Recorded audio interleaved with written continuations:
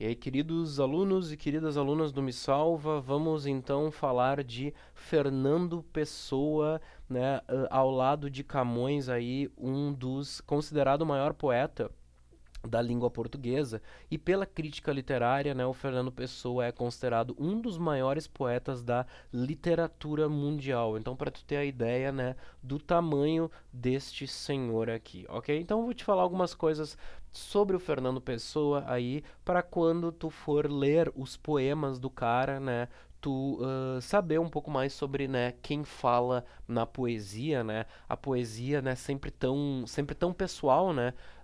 Que às vezes a gente entender aí as temáticas que um poeta aborda facilitam a leitura, né, dos poemas de um determinado autor, ok? Então, galera, a primeira coisa que eu quero te comentar é que o Fernando Pessoa, né? Ele nasce em 1888, em Lisboa, e morre aí em 1935 de complicações no fígado, como todo o bom poeta, né? Como todo poeta que se preze, tá?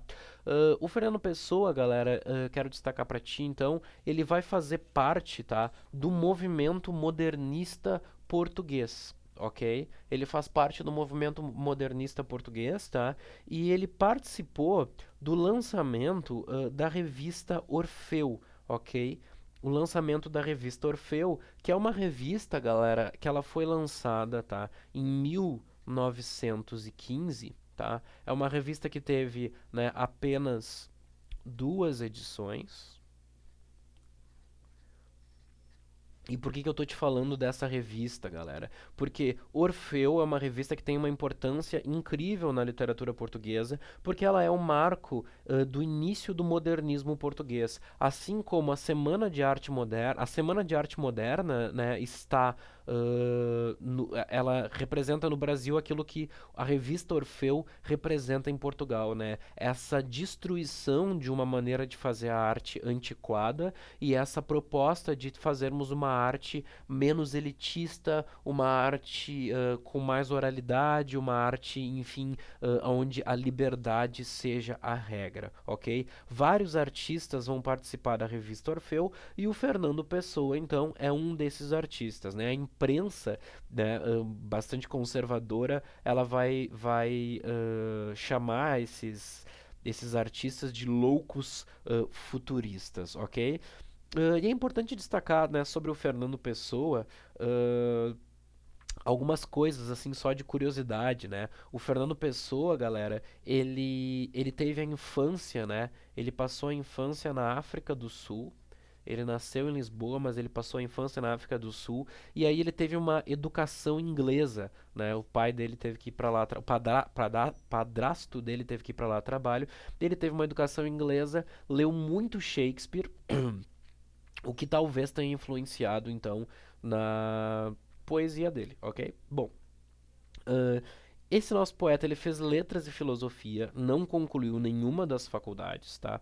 E talvez por isso, né? Ele não não se deu bem com o universo acadêmico e talvez por isso ele tenha se tornado um grande leitor, porque ele não tinha tantos compromissos, né? E ele foi, né? Acabou sendo um personagem, uma pessoa extremamente culta, né?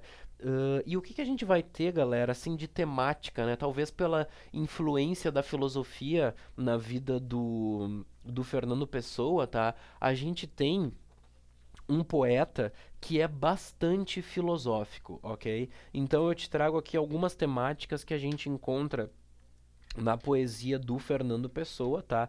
Então a gente vai ter muitos, né, talvez por essa influência filosófica aqui desse nosso poeta filósofo, né, a gente vai ter muitas discussões existenciais, ok? Então temas, né, temas existenciais a gente vai perceber na obra do Fernando Pessoa como a questão da morte, tá? Uh, uma reflexão sobre o porquê de temermos a morte, né? Se a gente não sabe o que ela é, a morte ela pode ser boa. A morte ela pode ser uma experiência espiritual, né? E o Fernando Pessoa vai refletir sobre a morte de peito aberto, né? Não vai ser uma reflexão assim medrosa, tá? O Fernando Pessoa vai refletir muito, galera, sobre a questão do ser.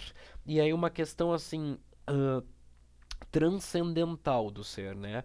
Quer dizer, ser é aquilo que transcendental, o que que é transcendental, né? Transcendental é aquilo que vai além da matéria, ok? Transcendental, quer dizer, transcendental é aquilo que transcende, né? Aí eu estou te dizendo que a reflexão dele é que o ser é aquele que vai além da matéria, né? Quer dizer, além do eu, né?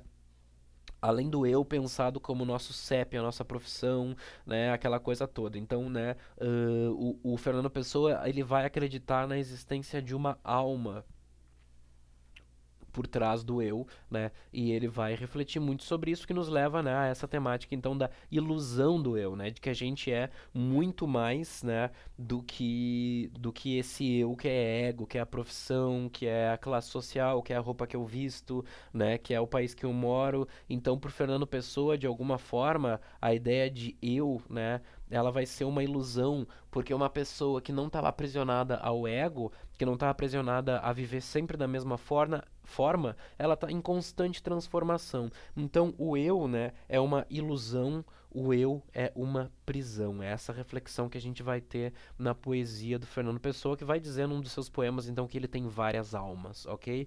E aí vem uma questão, né, uma reflexão sobre a insatisfação da alma humana numa sociedade tão sem graça por vezes, né?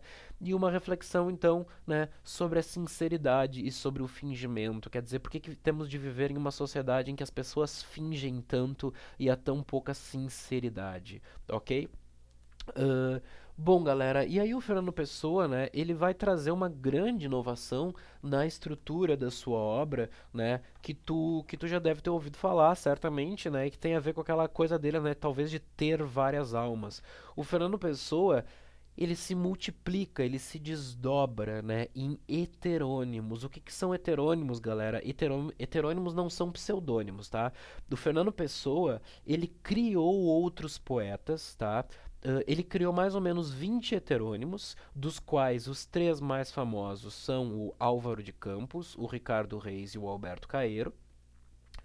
E o que que são esses heterônimos, né? Ele criou outros poetas, galera, só que ele criou o seguinte, ele criou uma biografia para esses poetas, ele criou uma história de vida para esses poetas, ele criou um lugar onde esses poetas vivem e ele vai escrever poesia como se ele fosse esses poetas. Então, cada um desses poetas vai escrever poemas diferentes, né? A partir do momento que o Alberto Caeiro vive num lugar, tem uma profissão diferente da do Ricardo Reis, né? São pessoas diferentes, então pessoas diferentes escrevem poesias diferentes. É basicamente essa a lógica, tá? Então é como se ele estivesse materializando aqui as diferentes facetas da sua personalidade, né? O que nos coloca lá naquela ideia, né, que eu te falava de ilusão do eu. O Fernando Pessoa, né, talvez estivesse super ligado com a sua alma para perceber as grandes variações de uma pessoa e perceber que o eu, né, a ideia de personalidade fechada, ela pode ser uma prisão, né? E aí ele vai dizer então ser plural como o universo, ok? Um dos poemas mais famosos, né, do Fernando Pessoa, e aí a gente vai ter essa questão aqui, né? Temos os heterônimos, mas temos então o ortônimo, tá? O ortônimo é quando temos o próprio Fernando Pessoa fazendo poesia, né? O que a gente chama de Fernando Pessoa ele mesmo, tá? É o ortônimo, tá? Então, assim, Autopsicografia é um poema, né, consagradíssimo, que é um dos mais famosos do Fernando Pessoa e que é escrito por ele mesmo, né? Pelo seu ortônimo, e o poema trouxe aqui para lermos juntos, é um poema muito legal. Olha só, Autopsicografia. O poeta é um fingidor. Finge tão completamente que chega a fingir que é dor, a dor que devera sente. E os que leem o que escreve, na dor lida sentem bem, não as duas que ele teve, mas só a que eles não têm. E assim, nas calhas da roda, gira a entreter a razão este comboio de corda que se chama coração. Bom, lindo, né, o poema, assim, musical, né, e a reflexão aqui, galera, desse poema, né, depois procurem ler mais de uma vez, poesia assim, né, a gente tem que ler mais de uma vez. Observar a sonoridade, sentir prazer com a sonoridade, pensar no conteúdo. Ah, esse poema aqui, galera, ele é uma reflexão, né, a gente pode entender ele como uma reflexão sobre a criação. tá? Uma reflexão sobre a criação, uma reflexão sobre a própria literatura, a própria poesia, a própria arte, né? No sentido que ele está nos dizendo o que aqui, galera, né? Ele está nos dizendo que o poeta finge, né? O poeta é um fingidor, finge, né? E a fingição aqui, o fingimento, estou inventando as palavras, né? O fingimento, né, que ele tá falando aqui, galera, é o instrumento da criação literária, ok? Então pensa, né, no fingimento bem nisso, né? Como instrumento da criação literária, tá? Fingir vem de uma palavra do latim, né, que é fingere,